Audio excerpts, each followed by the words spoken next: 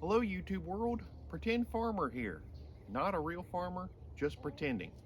We got a good crisp October morning here on the Pretend Farm. It's Columbus Day, so happy Columbus Day everybody. Now, the kids are out of school today. Pretend Farmer is off work today, and we wanted to do a water glassing experiment for eggs. This is something Pretend Farmer's been wanting to do a long time.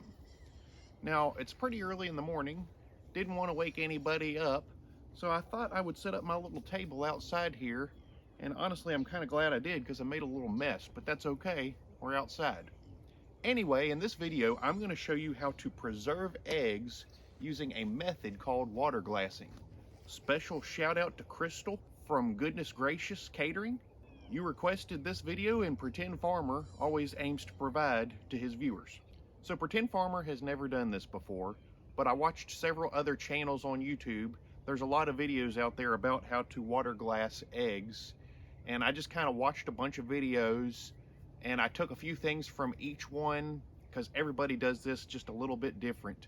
But I kind of came up with a system that I liked, that's how I want to do this, and that's what I'm going to show you. Now, first of all, before I show you how to do this, let's talk about why you would want to do it. What is the advantage to water glassing your eggs?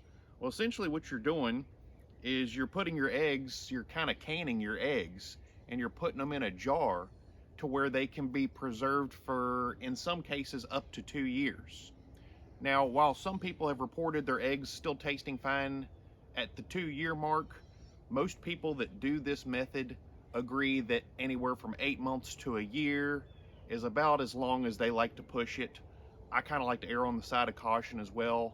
I don't know why you'd really want to save your eggs for more than a year anyway, but this is a technique that has kind of been lost over time with refrigeration.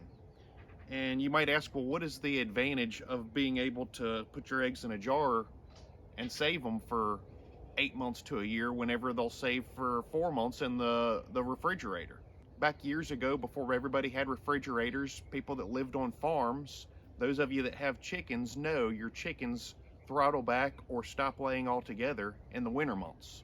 So what a lot of people would do so that they could have eggs all throughout the winter is, getting close to the end of summer, they would start banking up their eggs in a jar like this and water glassing them, so that whenever their chicken supply dried up and they no longer were getting eggs from their chickens in the colder winter months, they could take out their jars and pull from their water glassed eggs, and in theory you'd have eggs all winter long even when your chickens had stopped laying.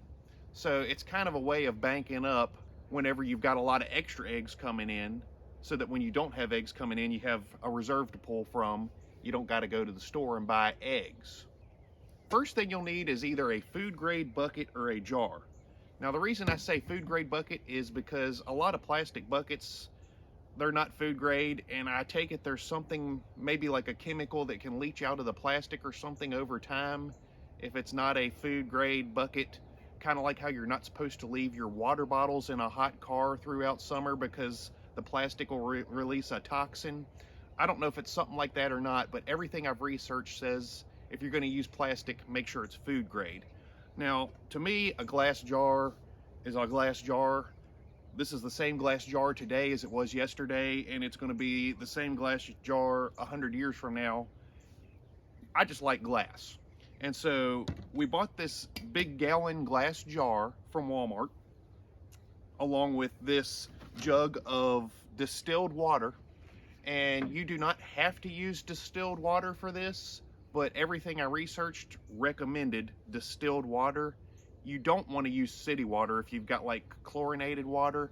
I don't think that's a good thing. If you've got well water, that would probably be acceptable. But even then, if you want the absolute safest, best case scenario results, get distilled water. The other thing you're going to need is pickling lime.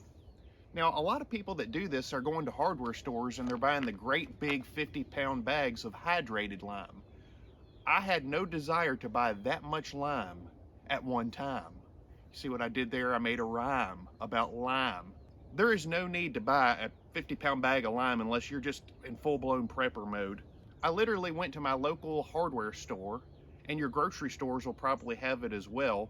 If they have a canning section, you'll be able to find this pickling lime, because that's exactly what people use it for, is for canning, just like what we're doing here. Either get hydrated lime from your hardware store or pickling lime. It's essentially the same thing. This pickling lime, though, comes in a much smaller, easy to handle bag, and even this will last me a long time, so I saw no need to get the jumbo wumbo bag of lime. And you'll need some sort of a scale to weigh out your product.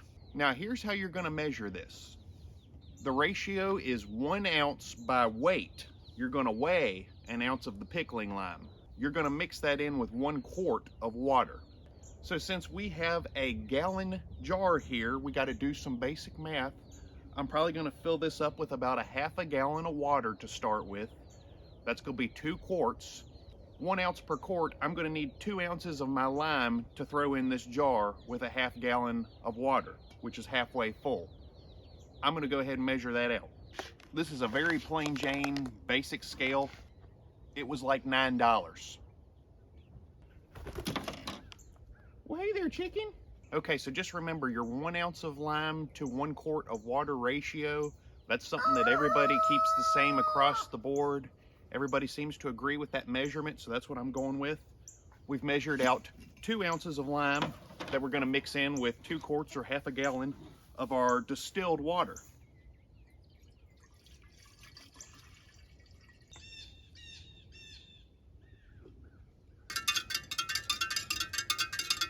Now this is the most important information I'm going to give you in the whole video, so pay attention. And for those of you that just watched the first part of my video to get the measurements and the materials and you're already out buying eggs and stuff, well then you've messed up. Because this only works with farm fresh eggs. You cannot go to Walmart or Food Lion or any kind of local grocery store, buy eggs, and get this to work. That's because these need to be unwashed eggs. And not only unwashed eggs, there's some people that don't make note of this, but I've heard other people say you want those eggs to be less than 24 hours old, fresh out of the chicken's butt, or at least as close as you can get to it.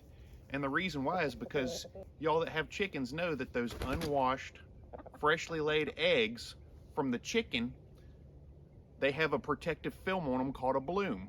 And eggs are very porous, but the bloom kind of helps to seal them up and keep bacteria out.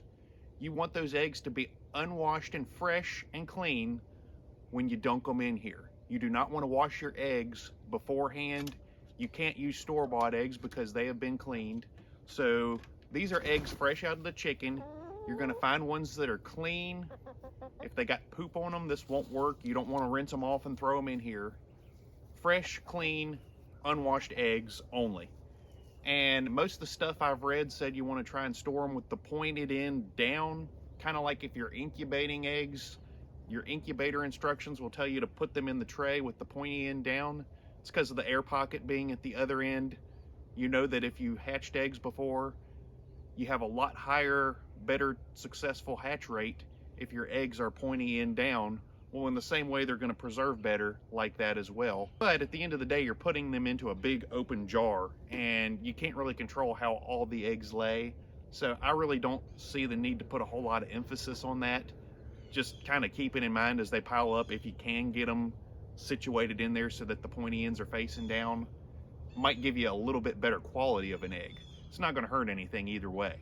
On that note, though, the eggs need to stay completely submerged. Your eggs need to stay covered. If you fill this thing up and you've got eggs that are halfway dunked in this solution and they're halfway sticking out, those eggs are going to spoil. That won't work.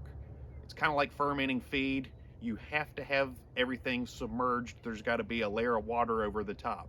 So that's the other cool thing about using a jar like this with a lid that you can seal up tight. Shouldn't have evaporation or anything like that. Let's go check out the coop and see if we have any fresh deposits that we can go ahead and put into our water glass jar here. Good morning, my little ladies. All right, we got 2 in progress here. Okay, so our girls laid a few eggs for us here this morning. Not enough to fill up the jar as much as I'd like, but yeah, we'll go ahead and get it started. And what we can do is we can just add to this every day over the course of a week or so.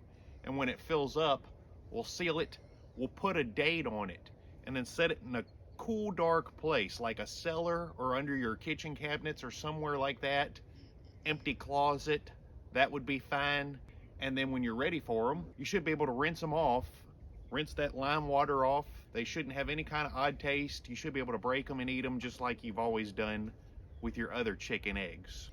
Now, I've carefully inspected these eggs. These are the absolute cleanest eggs in my coop. There was a couple other ones that had a little bit of poop or something on them.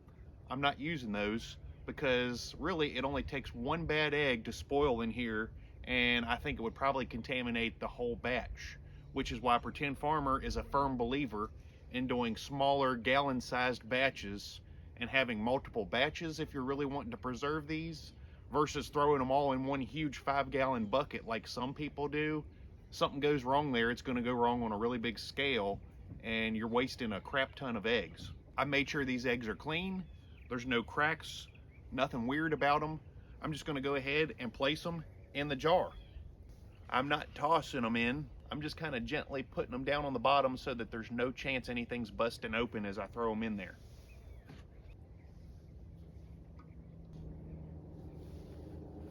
Okay, so there's about a half a dozen eggs in there.